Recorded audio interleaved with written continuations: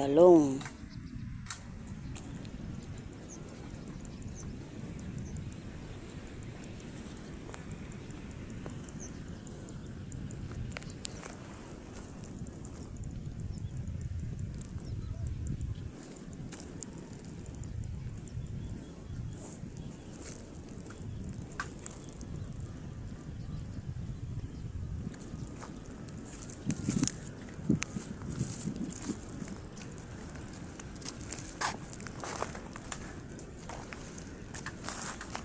Sitaw.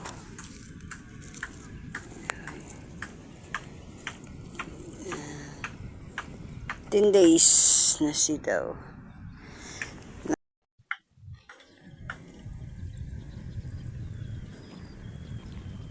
Nakabalito po din o din kanan kaliwa na mama. Saan? Nagkalito po kanan kaliwa.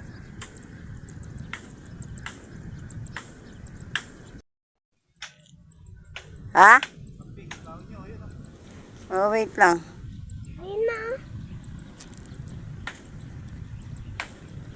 Kapukit. Ayun po yung mama ko. Ayun sila oh. Ang layo po nila. Mama ko. Ay pupunta po ngayon sa Starbucks. Ayan po sado basta. Kasi po umambon po dito sa atin. Mga kabukid. Ayun po. Lalakad po yung mama ko. Ayun po. O, di niyo po nakikita. Ayan po. Tutukan ko po konti. Ayun po siya. Let's go. Punta tayo ngayon doon. Mga kabukid. Excuse me. Naubo po ako. Sila. Excuse me po. Ayan, malapit na tayo sa kanila. Tayo sa may gate lang. Ayan lang. Bibidyohan lang naman natin sila. Let's go.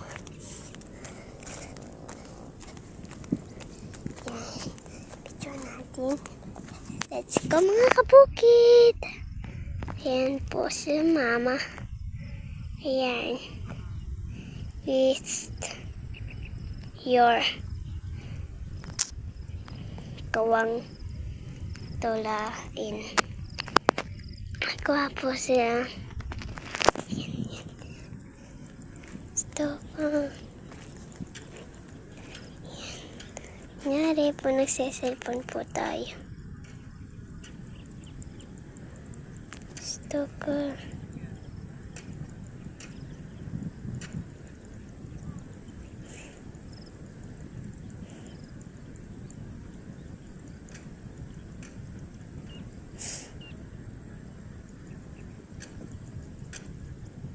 Puntahan po natin sila. Tayong bahala. Tara na. Nandiitan na lang. Gusto ko. Ayan po. Bye-bye na lang po. Pakisubscribe na lang po.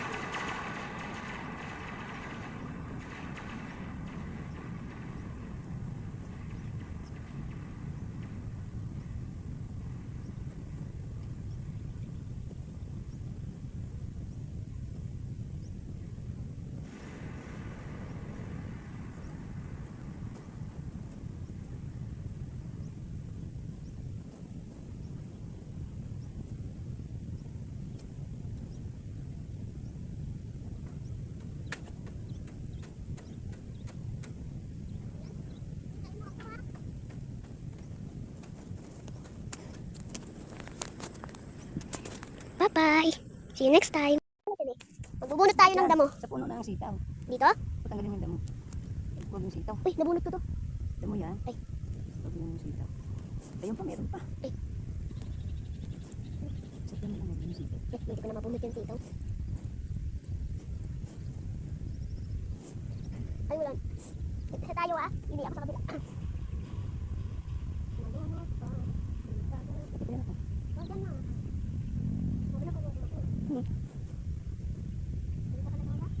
Yan, anak. Hindi naman tayo.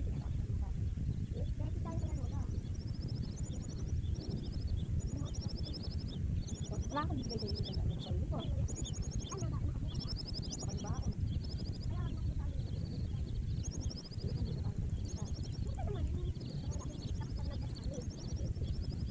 Ano na nakikita dito? Yan. Bunot-bunot. Damo-damo.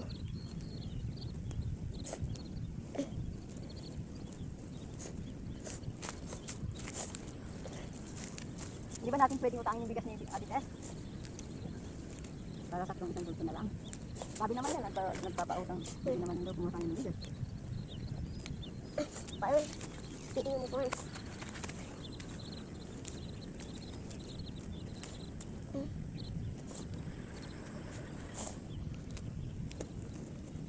Hindi na ba ito ng utang? Tama, pag pumasok ko, sabi na naman, ito yung bigas.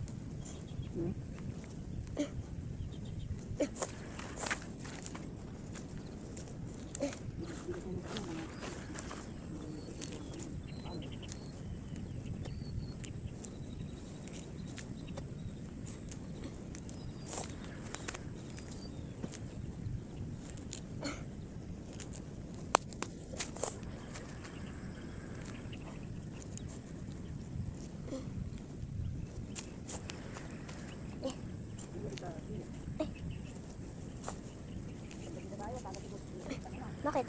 Napagisang ko yan, tutulang ka ng bago naman. Tawag ko yung tutulang ka ng bago anak. Ikaw mo yung tama ka na. Hindi niya, sa kabang. Mama, malayo na ako. Ikaw malapit ka pa lang. Dilim na ata. Siyempre. Sabi mo, damo lang. Hanggang din eh. Ilaan mo na. Ikaw na lang ulit mag-ano. Opo.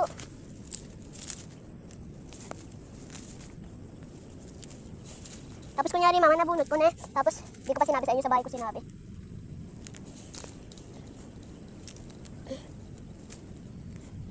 Ma'am, nabunot ko.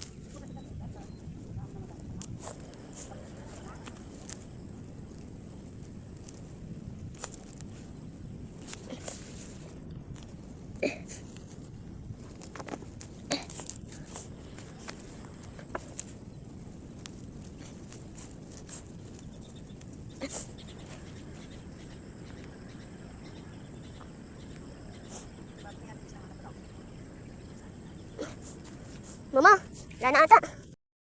Ayan, huwag yan. Good morning mga kabukid. Ayan nga po. Andito po tayo ngayon. Makulimlim ang panahon. Kaninang umaga po umulan. Pero kagabi din po, nung umuwi kami kahapon pala. Kukuhanan kita. Kukuhanan kita. Mama, tara, paano ba ito? Ganan. Ha? Mama, Hindi pwede. Malalaman ng madlang people. Mama, pag dito bang may lalagay? Meron na akong nilagay dyan. Saan naman ako maglalagay? O, bahala ka. Maghanap ka ng walang tumubo. O, wag dyan. Ako na lang. Magdamo ka na lang. Yan. Si Kulit, kasama namin. Ayan, gusto magtanim. Italokbong mo yan sa ulo mo dahil umaambun-ambun pa. Hindi yan.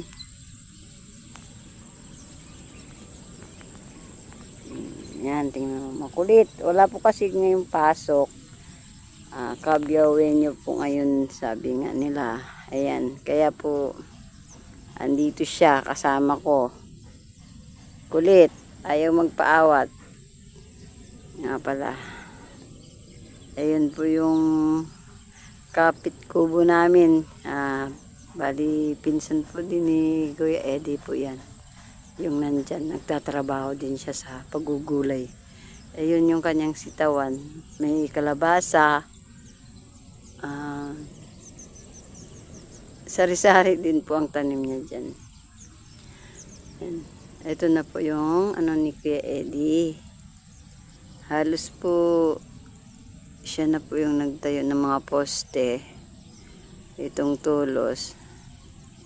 Tinulungan ko na lang po din siya kahapon ikadkad yung mga tulos niya. Dahil nga siya lang ang mag-isa. Yan. Ayun naman po ang kanyang palay. Sa kabila po na yan. Ayan. Dito po sa mais ni Pulis.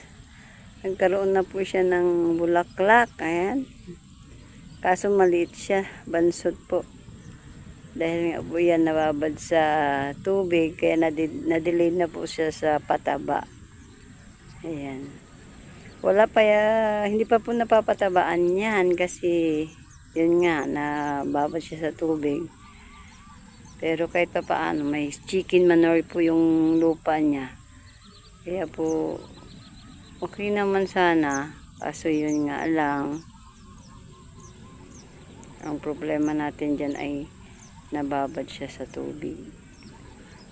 Ito, tingnan niyo po din yung mga kalamansi. Ang kalamansi po ni Bulis ay sabi ko nga, pag nababad na po siya ng tubig, maninilaw. Pero ilan-ilan lang po yung lumungkot, yung nanilaw po. Ilan-ilan lang. So, okay naman na siya. Okay po yung kalamansi niya. Maganda naman. Ayan. Dito po tayo. At bibidyo po natin yung malikot po yung kamay ko. Mahirap. Hindi ko po dala yung stand ng aming cellphone. Hindi ko po alam paano ko to itatayo ng nakapirmi lang. Ayan mga kabukid, alam niyo po. Ay, bumaba siya.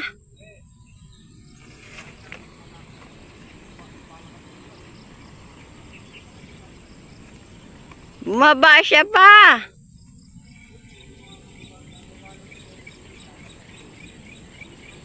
Ay, ayun siya. Babalik siya.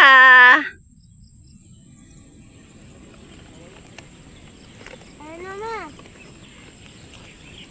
Ayan, alam nyo mga kabuki, nakakatuwa. Meron tayong surveyor. Ano ba tawag dito? Yung nagsusubaybay ng ano dito? Irrigation siguro yun. Ayun, mababa siya. Oh my God! Dalawa. Video mo na ako. O, ikaw naman. Ako ang magtatanim.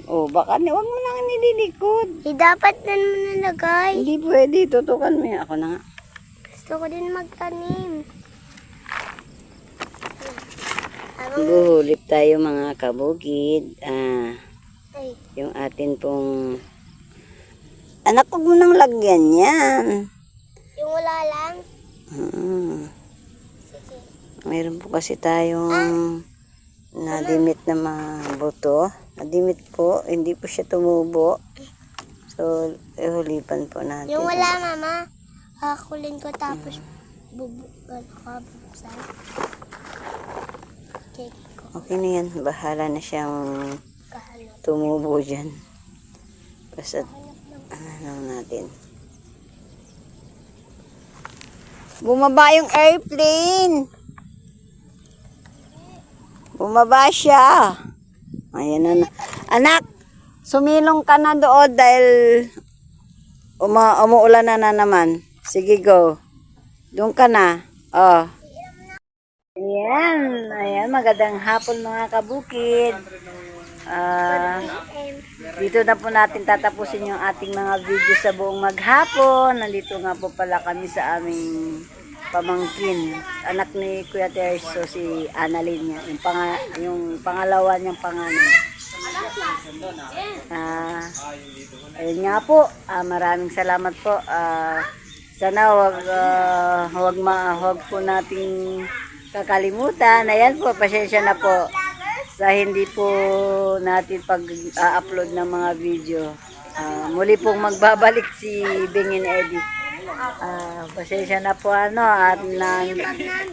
naantala po yung ating pag-video, pag-upload ngayon.